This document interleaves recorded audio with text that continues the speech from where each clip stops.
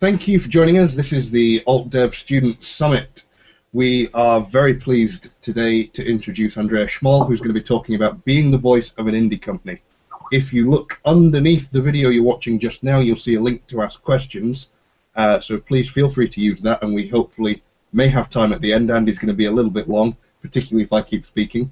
You should feel free to join in on Twitter using the hashtag AltDevConf. And I don't have the list of things I'm supposed to tell you in front of me, so let's say that that's enough. So without further interruption, Andy, take it away. Hi. So I'm Andy. I work at Broken Rules, which is a small indie company based in Vienna.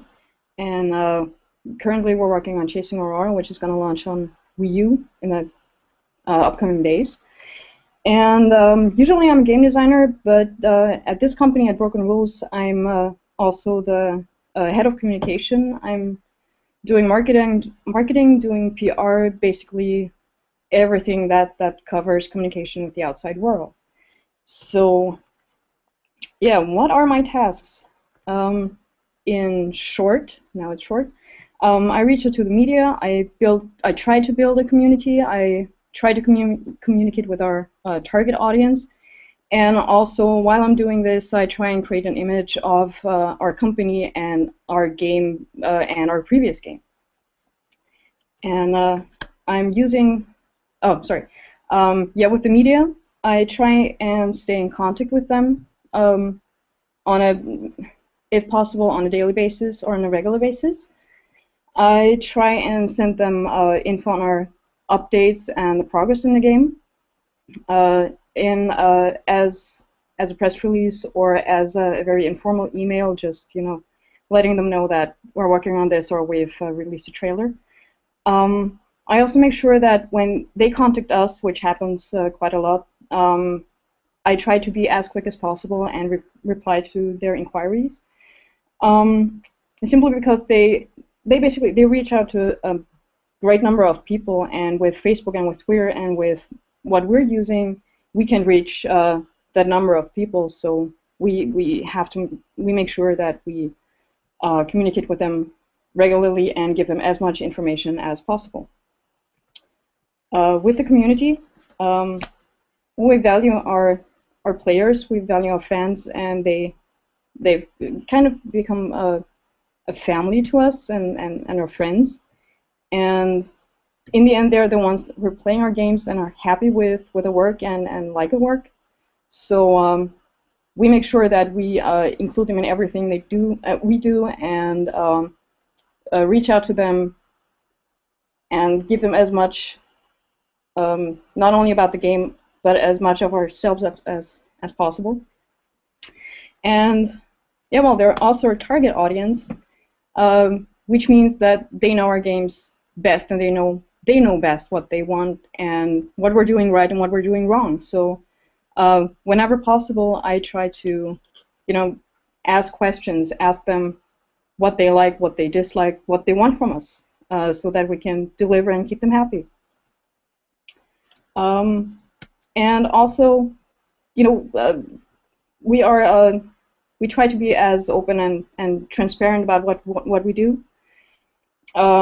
We try to let others in on our secrets, on what we're doing, on how we're achieving something, on how do we put in this feature and why did we take out the other one.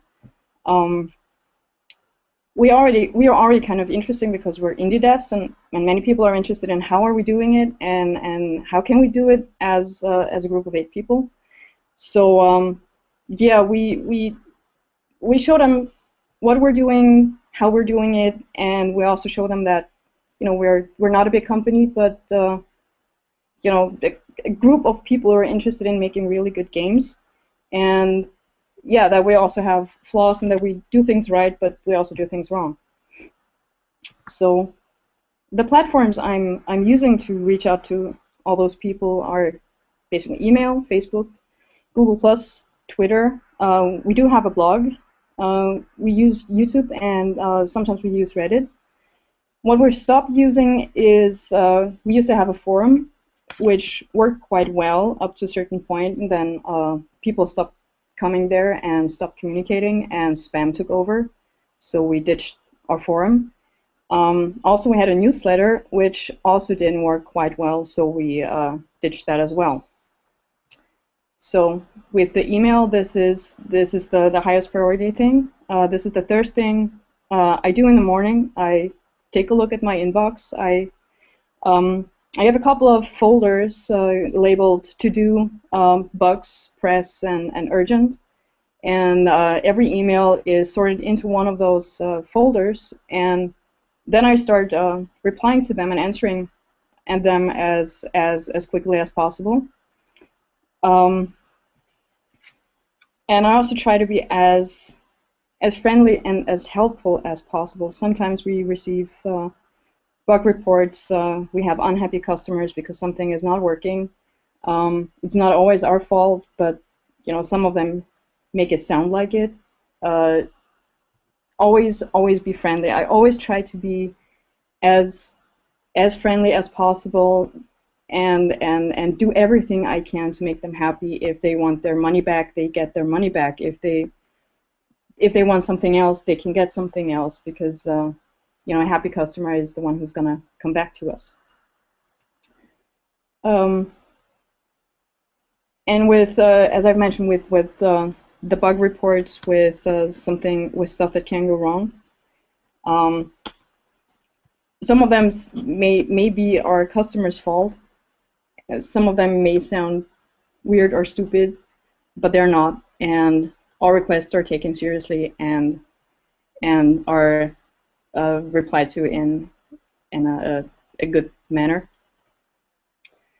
Then I'm using Facebook and Google+, and basically I post the same content to both of them.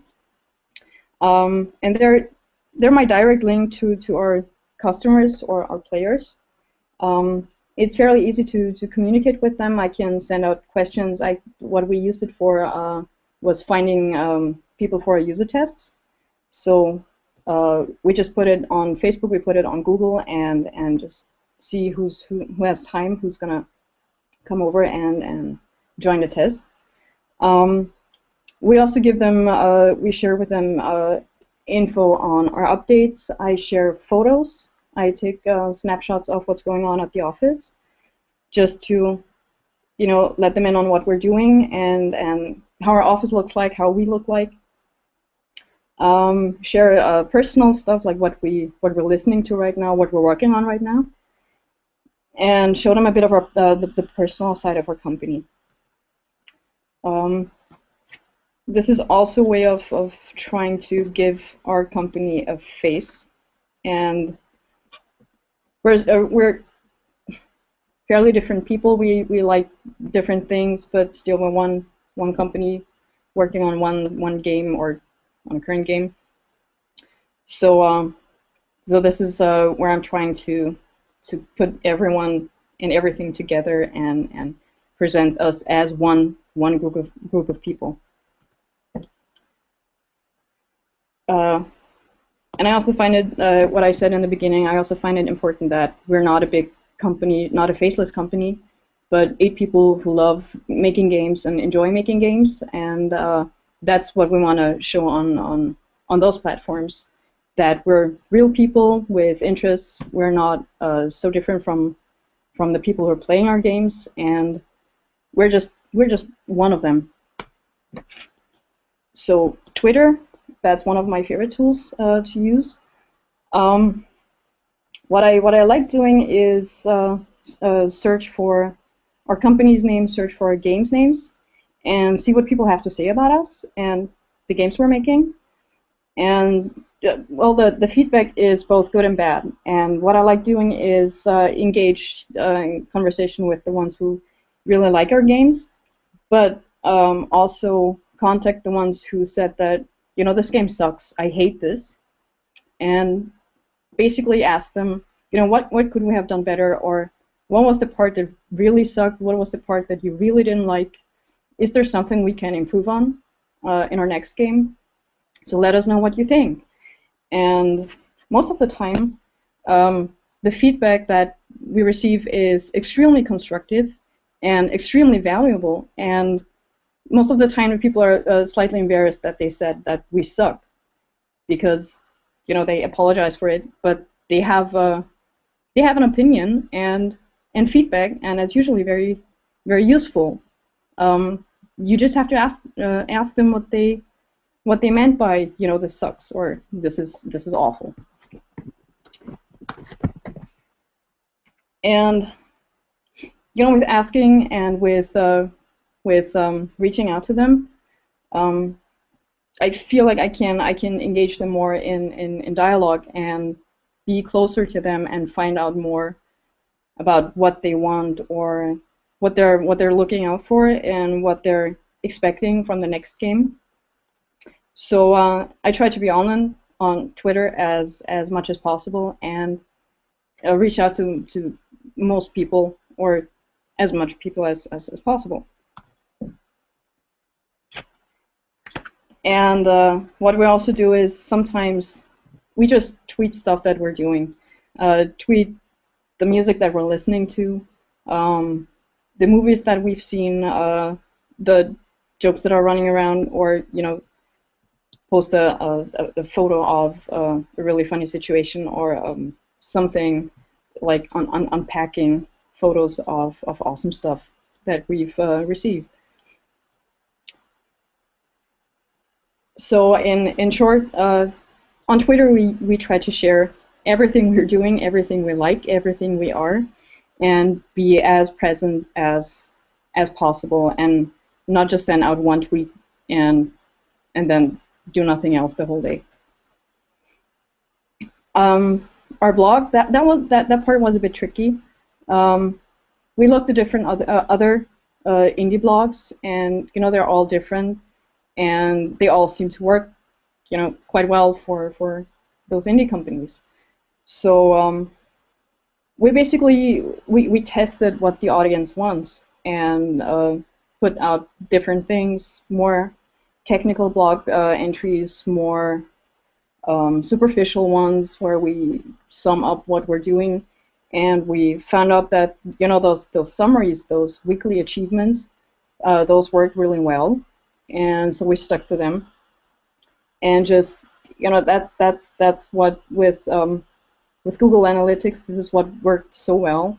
Just looking at the hits and the numbers, and just skipping the one.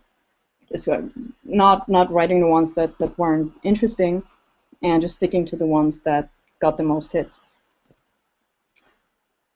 What we've also noticed is that a lot of journalists use blogs as a source of information. So we also make sure that we put up our stuff on a regular basis. So on Fridays we post our weekly achievements, which is everything that we've started, finished, or worked on during the week, just to give a small overview of what we're doing during the week, what's happening, where's the game at the moment, and just make sure that we deliver something that they can use, also screenshots and trailers.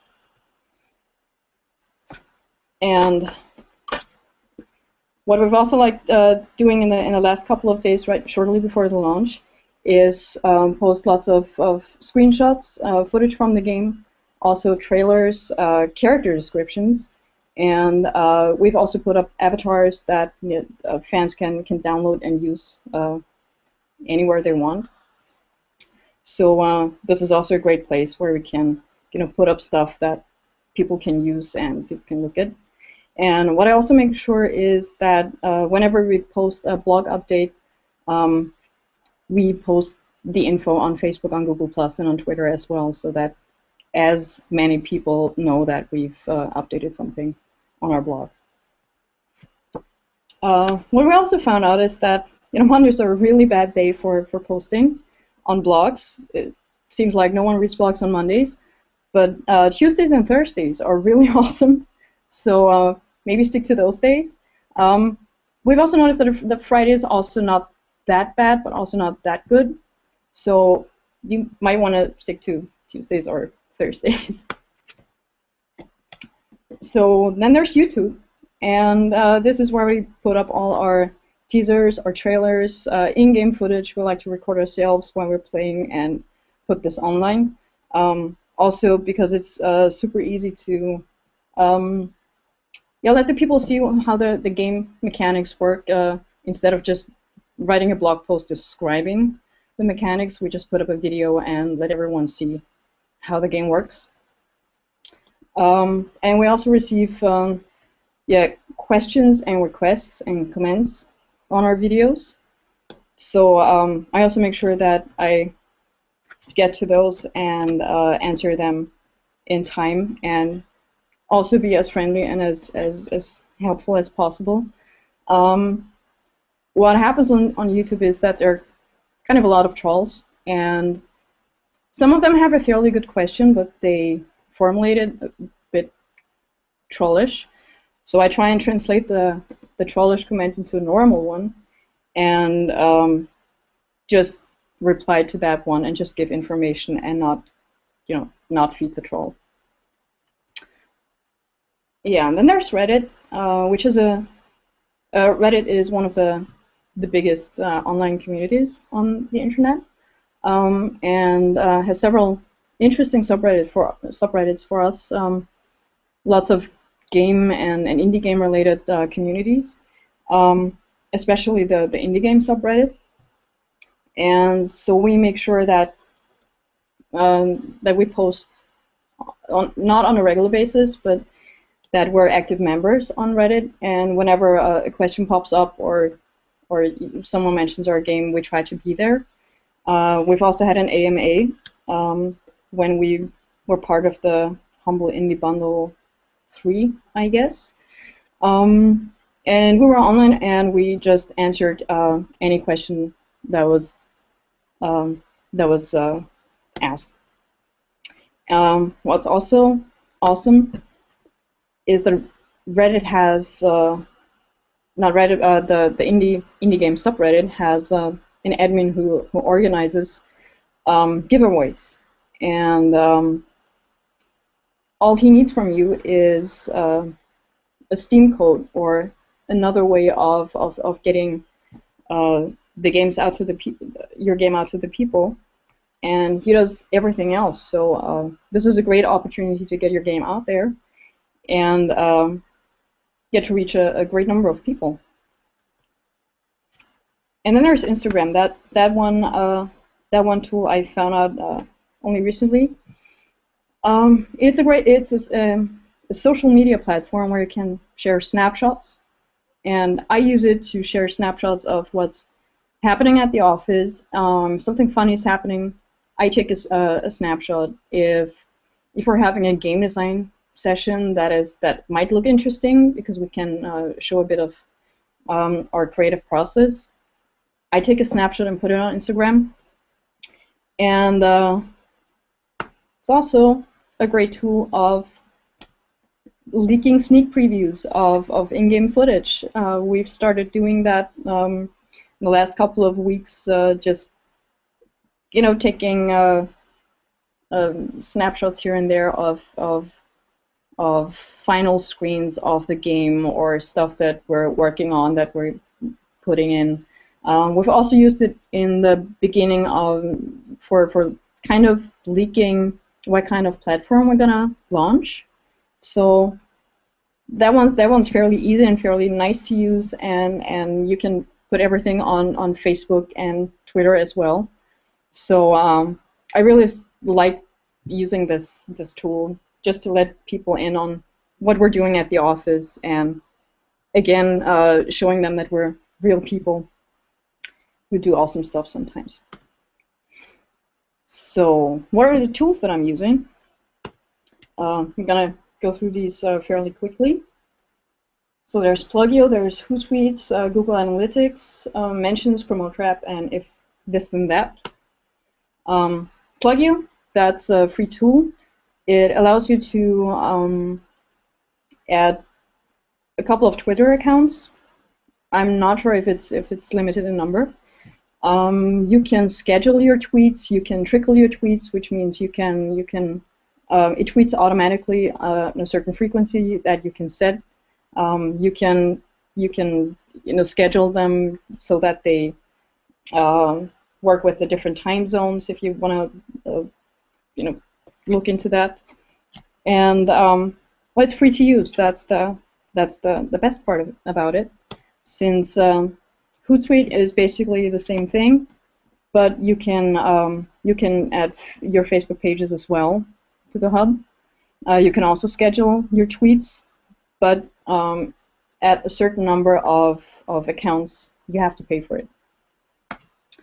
Then there's Google Analytics, which we're basically using for our blog, just to see how many people are reading which blog entry, what are they looking for, what are they interested in, and where do they come from, so that we can put more emphasis on the channels that work better for us. Then there's mentions, which kind of works like Google Alerts. So I can set search terms, which is our company and our game names in this case, and it sends me a weekly summary of all the mentions that were made on the internet, any link backs or any articles, and it also collects them so we have them all in one place, which is really great. Then we have Promoter App, which is an awesome website for collecting reviews and articles. And again, I can add search terms, and it checks automatically if there's an article or a game review, and puts it in Promoter App. But I can do this myself as well. So you can gather a great collection of everything that's been said on the internet about your game. Plus, it keeps track of the scoring, and you can also set comments and quotes directly from the article and put them on your web page or on press kit. By the guys from Flambeer put this up. It's a free tool to create an online press kit, and you can incorporate Promoter App into all these things, and you don't have to worry about where do I have my collection of reviews and articles. And the last one, that's If This Then That. It's basically a website that allows you to create recipes for certain actions, for automated actions. So I can tell it to connect Instagram with my Dropbox, and whenever I post something on Instagram, it automatically is saved into a Dropbox, and I can now use the pictures and post them somewhere else. Or I can connect social media platforms and say if I post this to A, then it is posted to B and C, or only B and not C. So whatever I need and whatever I need automated, I can use If This and That for, and it's also free to use. So that's basically the overview of a somewhat normal day at the office. Of course, the priorities change when there's a launch ahead, which now is, and this basically means that priorities switch. So press requests are more important than bug reports from a previous game. So that's it. Thank you, Luke. Thank you, Heather. And yeah, fire away the questions. Awesome. Thank you very much, Andy. So we currently have no questions. Cool. Yeah, a complete silence of questions. They all fell asleep. I think that just says that you answered everything in the talk. That's what I feel. Do you have any questions? Do I have any questions? Well, you put me on the spot now into admitting that I've actually been running things behind the scenes rather than listening.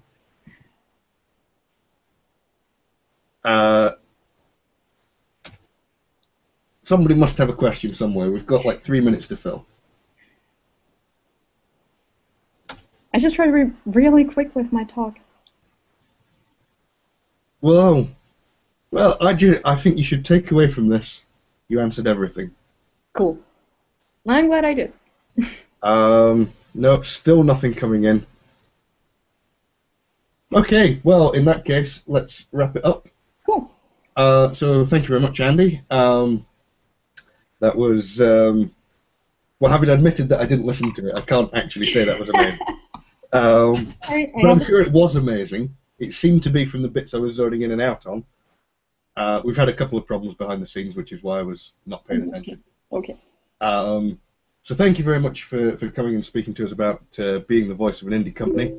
And if anybody has any questions, if I click back on here, then that's Andy's contact info. I'm sure you can connect with her and ask questions later. For those of you who are carrying on listening to sessions, or watching sessions, I guess, we'll be setting up for the next round in just a couple of minutes. So stay tuned, hit refresh when you see the tweet spam go out, and we'll be all good. Thank you very much. Thank you.